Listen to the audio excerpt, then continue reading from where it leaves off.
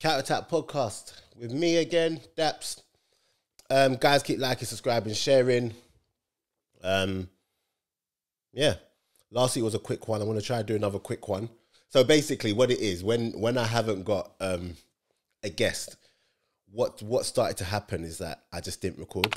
But if I haven't got a guest, I'm going to make sure that I still put out something, even if it's half hour, 45 minutes, whatever. I'm still going to put out something. So just like last week, and I'm not going to lie to you, the engagement on Instagram and Twitter for like the posts I was putting out, especially the Pogba one, was really, really good. So it just lets me know that I've just got to keep going and keep putting out posts and whatnot to build up engagement. So I've got a couple things that I thought I would just quickly rush through. Oh, let me get comfortable. Yeah. I got a couple things that I thought I would just like rush through and whatever, just to, you know, some things that are just on my mind and whatever, just in regards to what I think about the weekend's football and stuff that's going on. So I'm just going to go through them. Plus, I've got a couple of things that people reached out to me about in on social media. So obviously, I'm recording this on, it's now Sunday night. So Chelsea have played West Ham. Liverpool have played Everton. And I think I'm going to start on Chelsea. I think I'm going to start with Chelsea, and you know, obviously Chelsea had lost a couple of games on the bounce, most notably the one last week against Arsenal, which I didn't think Arsenal would win, but you know, managed to get a result there, and it's an interesting one with Chelsea because I feel like what we're seeing right now is Tuchel not struggling, but it's a problem getting Chelsea to the required level, to the required standard that he has set for them, because and I feel like it's because of the fact that there's nothing to play for anymore for them, and Chelsea were in that space where they're not going to win the league, but they're also not going to come out of the top four. So I feel like their performances just kind of dipped, and their performances, you know, mirrored that, where it's just like, you know, we're seeing at the end of the season. Plus, you had all of the, you know, distractions from, you know, the sanctions and whatnot. And, you know, you got players not knowing if they're coming or going anymore. So there's just so many things that played into the whole, for me anyway, reasons why Chelsea are just kind of just seeing out the season for me. But with that being said, today, obviously they've gone and beaten West Ham and they're back to winning ways. And after the match, what I do want to touch on, it's less about their performance and whatnot, but more about Tuchel confirming that Rudiger was going. And I just wanted to take this opportunity to just speak about how things have turned. You know, at the beginning of the season, I remember saying on this podcast and to other people, even last season, I remember saying that Rudiger was, I reckon, Chelsea's best defender. And it was at a time when not only Chelsea fans, but other fans as well were in disagreement. We're like, oh no, we don't like Rudiger and blah, blah, blah, blah, blah. But what Rudiger has done in regards to changing that narrative, a question I have is, has he always been at that level, or has he just genuinely got better and improved so much that he's now the out-and-out best defender that they've got and seen as that? And yeah, so I genuinely believe he's been their best defender for a while. And I think him going is actually going to be a massive loss, because shout out Anita from Gold Diggers. I saw her tweet today that, you know, who would Chelsea genuinely get to replace Rudiger? And I don't know how many top centre-backs are available right now, you know, that can come in and do the job that Rudiger has been doing, or even better, you know. And of course, with their sanctions coming up, you don't even know if they're even going to be able to sign players this summer. So I think him going is definitely a massive loss. I think at the time when they were negotiating, I feel like he should have, one second. At the time when he was negotiating, I feel like he should have, you know, they should have just tied him down to the contract. Whatever he was asking for within reason, just give it to him, because now they are really messed up. On top of that, Christiansen is looking like Christensen, sorry, it's looking like he's going to be leaving as well. Aspilicueta's leaving, and yeah, I just wonder what what they're gonna do, and But if you're listening to this, just let me know, and hashtag Counterattack Podcast on Twitter. Like let's get the engagement going back. Just let me know what you think about Rudiger's form. Has he always been this good, or did he genuinely improve? And what Chelsea actually do next season, because they've got a big problem, especially if they cannot sign players. Because we're talking about Christensen being out of contract, Aspilicueta being out of contract, Rudiger being out of contract. So that's three of their usual starters, let's just say. And that's going to leave them with Thiago Silva, and he's going to be touching 38 and in the last year of the contract next year. And I don't think you're going to get the same level of Thiago that you're getting this season. But then again, I could be wrong. But you're going to be left with Chalobah, who's very young, inexperienced, and Malang Sarr. So yeah, it's going to be a tough one for them. And also, off the topic of Rudiger and everything, Tuchel is such a sore loser. I don't think I've ever seen anyone as bad. Well, no, Klopp was bad. Wenger was actually bad. Okay, cool. Maybe not, but he's a sore loser. To come out after the Arsenal match and blame the pitch, as if they're the only ones that were playing that was playing on that pitch, and blame the pitch for their loss is ridiculous. Do you get what I mean? And he's always got an attitude.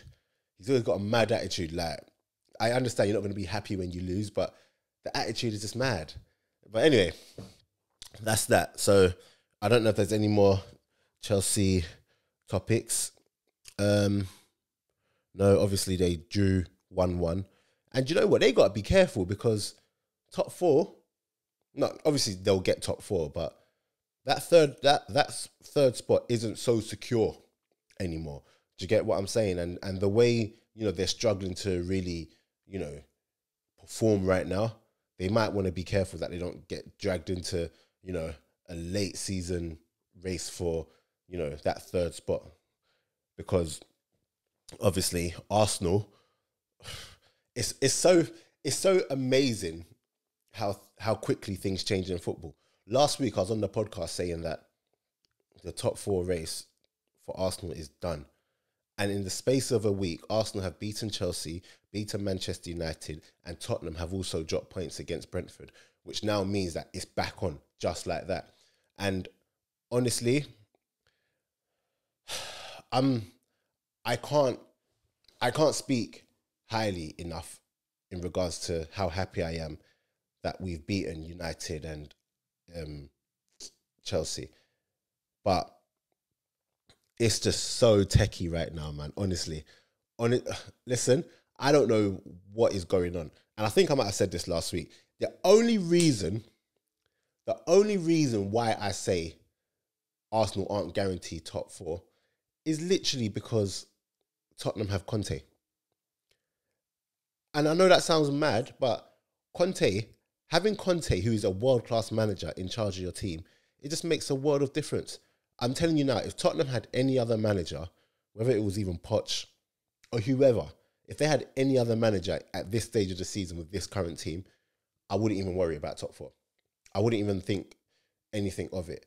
But because they've got a world-class manager who knows how to get the results and who knows how to grind them out, it's a race for top four. It's competition. And I think Tottenham, judging by them dropping points, and I don't think I might be wrong, I don't think they had many shots on target. I think they might have had 0, maybe 1. I don't know. But it wasn't great. And they're showing signs of, the whole bottling it thing that they're, that they've become, associated with. So I do think Arsenal are back in it, but we've got some tough games. I think that, obviously I saw Dawson got sent off today for Chelsea. So there's not going to be any Dawson next week against Arsenal. Also, that game comes in between their Europa League semi-final. So what I would imagine happen is that they kind of rest players for that, because obviously they've got an important game coming up. So, it's in Arsenal's hands. I truly believe. I think if they get past West Ham and Tottenham drop points against Liverpool next week, then it would be looking positive for Arsenal. Let me just say that, because I don't want to come here. Obviously, I'm an Arsenal fan, so I say we a lot, but whatever. But I don't want to get too, I want to remain as objective as possible. So that's on that. But another thing as well, yeah. Elneny's coming to the squad the last 2 games, or he's coming to the fold. He started the last 2 games, Chelsea and Manchester United. And he's played really well. Not going to lie to you. He's played really well. I actually like Elneny. But I think that Arsenal have to start moving forward. And I've been seeing talk about Arsenal possibly giving him a contract extension based on his performances in the last 2 games. I've been seeing not just paper talk, but people actually co-signing that. And I'm not going to lie to you guys, yeah? Arsenal need to come away from that sort of thinking. Yes, he's played well. Thank you for your service. And like I said, I like Elneny, but him playing well for the last 2 games doesn't mean he should get a new contract negotiation. I mean, another contract extension. That's just wild to me, because we're just going to be stuck in the same positions again. He's been there for however many years. He's done well, squad player. He's been on loan a couple times, or once, or whatever. I just think that we need to move on from that. We don't need to give him no contract extension based on 2 games, because, we'll give it to him and then it just won't. Look, let me just stop there. No, let's not do that. So we need to get away from that sort of thinking. Yeah. And if we do get top 4, and this is the last thing I'm going to say on Arsenal, because I don't like to Arsenal it out. Arsenal have been linked with Gabriel Jesus. And I'm not going to lie to you, yeah? I think for a team fighting for Premier League, a team fighting to win the Champions League, I don't think Gabriel Jesus is ever going to be the main man for any of those teams. But I think that next level down, teams who are in and around Champions League, he can be a really, really good striker. So if Arsenal are going to get a player and they somehow manage to get Gabriel Jesus, I think that would be, honestly, a top level signing. So I think a lot of it will depend on Champions League as well, because let's be honest, outside of Manchester City, he's not going to get another top 4 club and be the main man. So, he's always going to have to play second fiddle to another striker if he was to go to a top team. So yeah, I think if Arsenal can get that over the line, it will be a massive signing for them. And we probably will still need one more after that, one more striker, because it looks like Nketiah's leaving as well. And I'm not going to get into that one. But yeah, cool. So that's it on Arsenal, guys. Just make sure that you keep liking, subscribing, sharing. Honestly, the engagement last week was so good. And I know there's people that listen to this that have thoughts, but just always stay silent. So if that's you, just make sure, that's not you anymore. Hashtag Counterattack Podcast on Twitter, and, all the socials for Instagram and, Twitter, whatever. It's in the description. So just make sure that you engage with the clips that we put up. TikTok as well. Counterattack Pod, I think it is for TikTok. But yeah, I'll put that in the bio in the description as well. So yeah, all along all those socials, guys, just keep with the engagement. But moving on, and then, okay, yes, Everton lost today. Everton lost today now, and this is a touchy one, because what I'm going to say about Frank Lampard is a touchy one because of my relationships with certain people. But what I'm going to say about Frank Lampard is that I think after Chelsea, I think it was important for him to get a job where, how can I put this?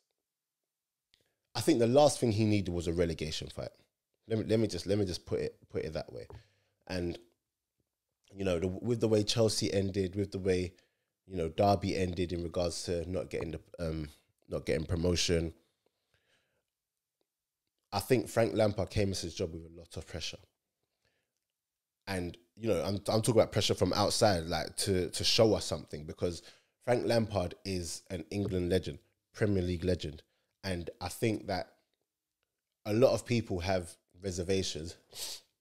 So I think a lot of people have reservations about the way they see him as someone that's been given a helping hand and not really worked hard in terms of his job. So I think going into Everton, he would have felt the pressure in regards to having to achieve and having to be successful. But it's looking really bad right now. And you're looking at the team that they've got, and there's no way that they should be down there, regardless of where he picked them up from. There's enough about them to not be in this position. And it's worse than it was under Rafa Benitez, I think, because they just can't buy a result from anywhere. I'm hearing that if they lose one more, then their next game, it's going to be their worst, it's going to be the record for the most defeats in a row, most successive defeats. And he's got to do something, because I think with this job, if he does not turn this around, I truly believe he will struggle. Or maybe not, because it's Frank Lampard. But you would think that he will struggle to find another job, find another role, like Premier League role, without having to drop down and do the work again. So in order to get them back up. So Frank Lampard is really, really struggling right now. I'd like to say that I can't see Everton going down, because there's too much quality there. But at this point, it's not about quality. It's just about, are you ready to do the dog work when you're in the trenches? And looking at Everton, do they have the players who, when they're in the trenches, are ready to work and ready to do the dog work to get them out of it? And I'm not sure that they have those players. Right now, I don't care about quality, I don't care about whatever. It's just about having the right attitude and having the players to get you over the line. And looking at Richarlison, looking at, what do you call these? Like Iwobi, Michael Keane. I don't know. Like, do they have the characters there to get them out? So it'll be interesting to see over the next couple of weeks, because they're in the relegation zone now. Before they had the threat of relegation. Now they're actually in the relegation zone. And Burnley look like, they've been there, done it. They know what it takes. It's not about fancy football. Well, it's never about fancy football with Burnley, but that's a conversation for another day. It's literally just about getting over the line and getting the results. And Burnley got another result today. So, yeah, fair play to them. Another game that happened today was Southampton against Brighton, or Brighton-Southampton. Brighton were at home. And Ward-Prowse scored 2. Ward-Prowse scored a free kick. And at this point, and I've said it before, and you always hear other people saying it, giving Ward-Prowse a free kick on the edge of the box is as good as giving him a penalty, because he's gonna, he could go anywhere and you're not gonna stop it more time. If he hits targets, it's most likely gonna be a goal. But the thing about Ward-Prowse that I want to talk about is that I think that because he's become so known, because he's so known for his free kicks, people just give him free kick. Not give him free. People just label him as a good free kick taker. Oh, that's it. He's a good free kick taker. Set pieces, that's it. But I think we need to give him more credit for being a good all-round midfielder. And a question that I have is, if all things being equal, people continue like in regards to their form into the build-up, to the build-up of the World Cup, should Ward-Prowse be on that plane to Qatar? Because honestly, I honestly believe Ward-Prowse is a really, really good player. And it's such a shame that we just label him as a good set-piece taker, because he's become one of the most consistent performers in the Premier League in regards to centre midfield. In regards to impact and influence like that he has on the team, leadership, he's top notch, and he's just a really, really good player. Forget the set piece stuff. He's just a really, really good centre midfielder, and he's up there with the best in, English midfielders anyway. So yeah, I just think we need to give Ward-Prowse a bit more credit in regards to his actual football ability. It's not just about set pieces with him. So that was all I had to say on that quickly. But yeah, guys, keep liking, subscribing, sharing. There's more. Hashtag Counterattack Podcast on Twitter. The next thing I have, so I'm just flying through these things, and this is an interesting one as well. So Ralph Ragnick, I don't know how to pronounce his name. Oh, 1 second.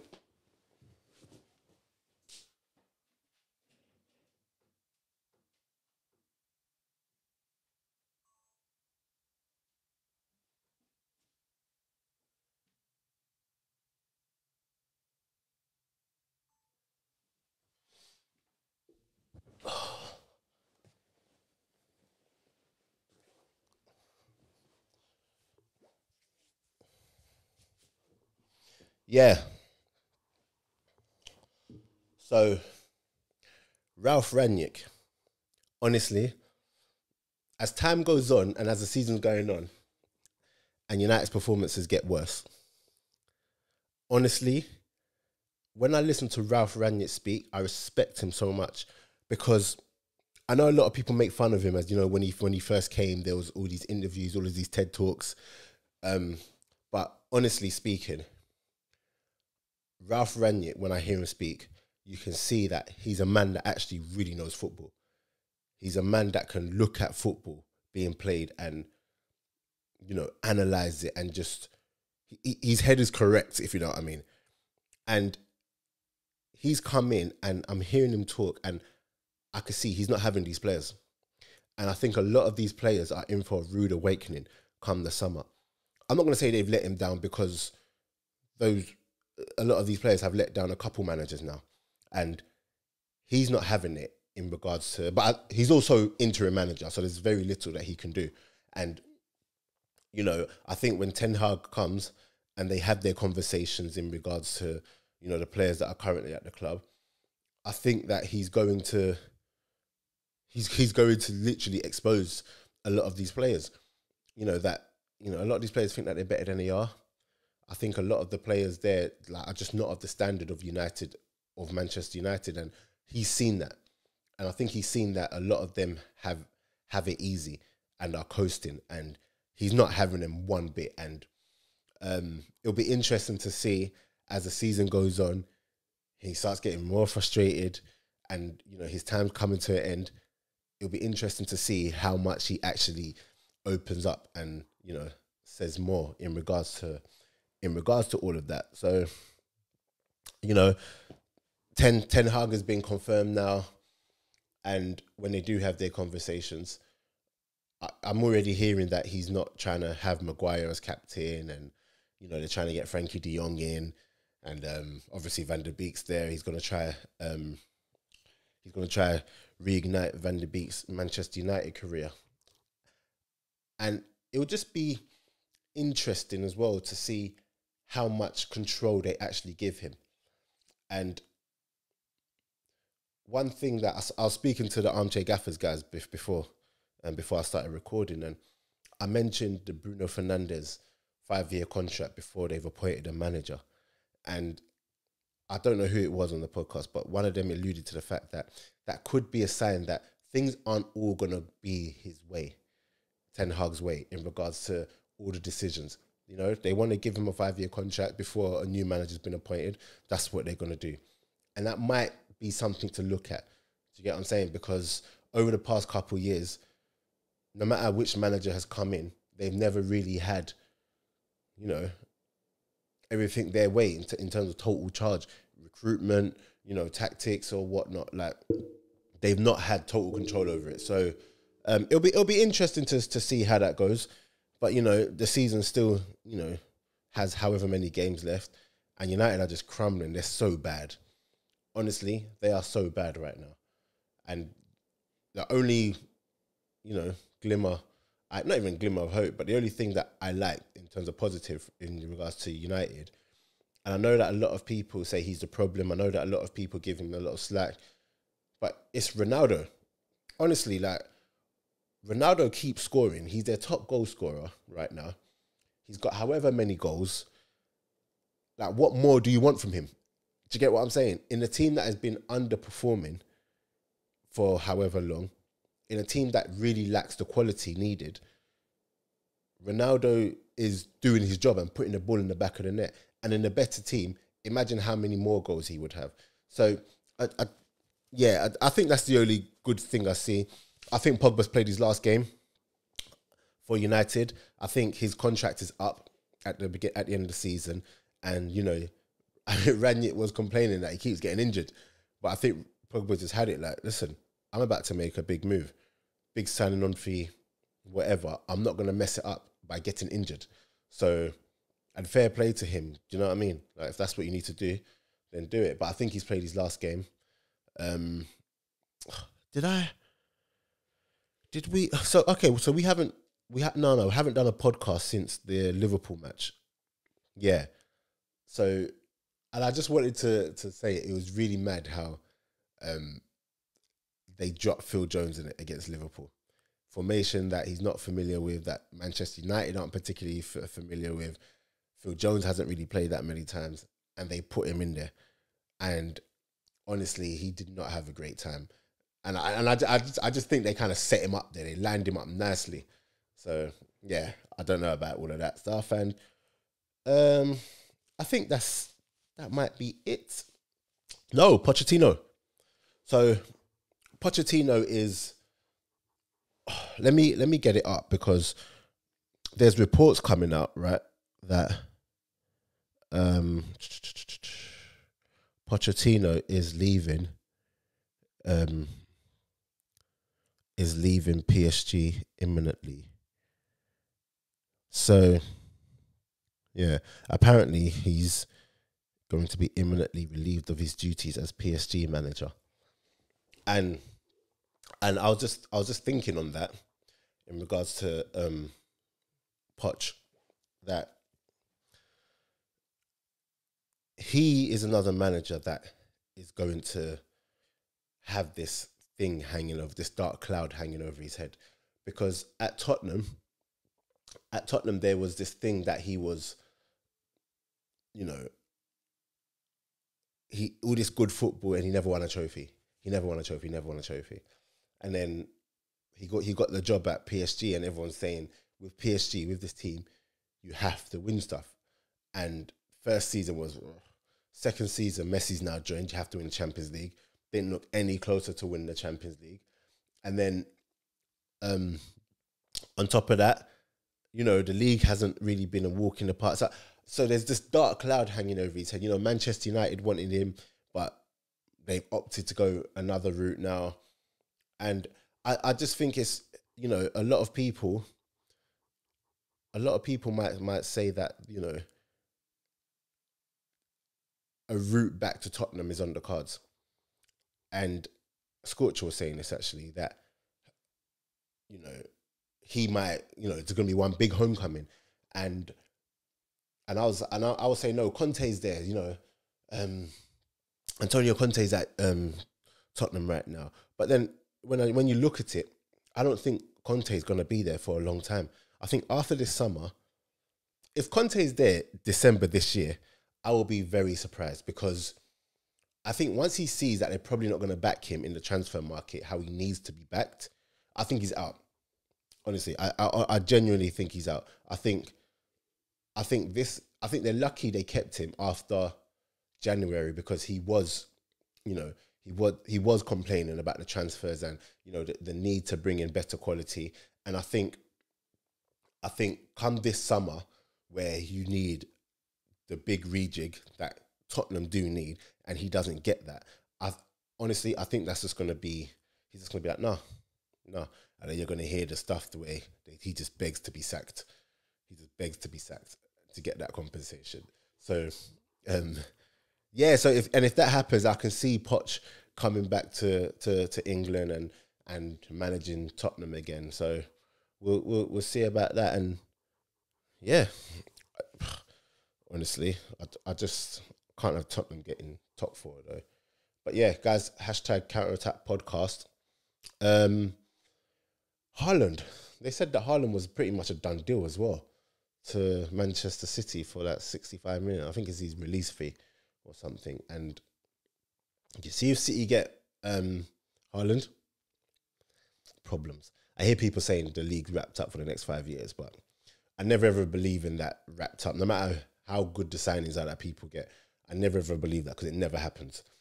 Do you know what I mean? So, you know, I think people always evolve, and, you know, I think they'll probably win the first season if Haaland goes there. But then after that, other teams will improve and naturally evolve to close that gap. You know, we saw it with Liverpool. When Pep first came, they said the league's wrapped up for however many years.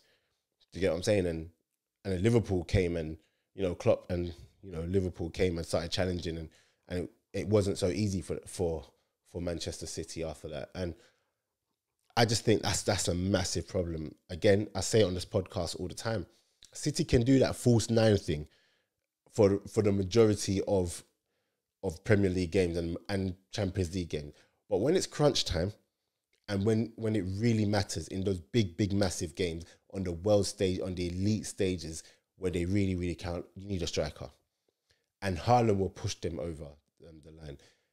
If City had a recognised, like, class elite striker right now, I would make them my favourites, like, sure thing for Champions League. But because they don't, it leaves the door open. So getting Haaland in will definitely be a massive coup for them and a massive statement if that does happen.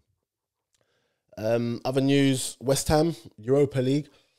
I actually want West Ham to do well. I don't want them to win it, because that'll just be another thing that another club has over Arsenal. But I really like the whole West Ham story, you know, from where they were and to where they are now. It's like a real local club, and, you know, just East End Londoners. I just really, really like it. And I really like what oh my gosh, what David Moyes has done with West Ham. You know, they're a very, very hard team to play against. Nobody wants to play against them. They're playing in a way where they're in the Europa League semi-final. You wouldn't put it past them getting to the final. Like, they've got, I don't know if they're favourites or not, but they've got a really, really good chance of getting to the final. And I want them to do it. I actually want them to do it. So, you know, we'll see how all that goes. Hopefully they can do it. Hopefully they can do it. And hopefully after the first leg, it's at a point where it's just like, you know, we need all our players for next week. It's in the balance. I don't want them to get blitzed out the first leg, because they'll come against Arsenal ready to war, and we don't need that. So, yeah, I think that's it from me anyway. But yeah, guys, just keep, you know, in the comments, let me know what you want me to say. I'm going to try do 2 of these. If I do a short one, I'm going to try to do 2 of them within the week. But obviously time is just, yeah. So I'm going to try to do 2 in a week, so that, you know, half an hour here at the beginning of the week and half an hour at the end of the week, just to see, you know, just to keep things, you know, going and keep the content flowing for you guys. So anything you want me to talk about, let me know. There's other content I'm currently working on that I'm going to be releasing for you guys. And it's something different, something quirky. So just let me know. So just let me know in the comments what topics you want. Engage in the page. And yeah, guys, I'll see you next time. Peace.